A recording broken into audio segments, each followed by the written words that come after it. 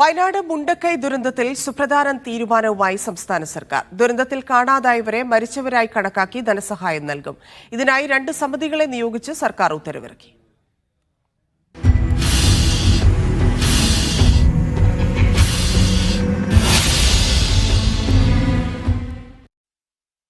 മുണ്ടക്കൈ ദുരന്തത്തിൽപ്പെട്ടവരെ കണ്ടെത്താൻ പരമാവധി ശ്രമങ്ങൾ നടത്തിയെങ്കിലും അത് പൂർണ്ണതോതിൽ വിജയിച്ചിരുന്നില്ല.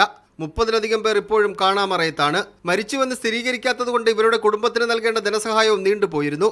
ഈ പശ്ചാത്തലത്തിലാണ് കാണാതായവരെ മരിച്ചവരുടെ പട്ടികയിൽപ്പെടുത്താൻ സർക്കാർ തീരുമാനിച്ചിരിക്കുന്നത്. പട്ടിക തയ്യാറാക്കാൻ 2 സമിതികൾ രൂപീകരിച്ചു.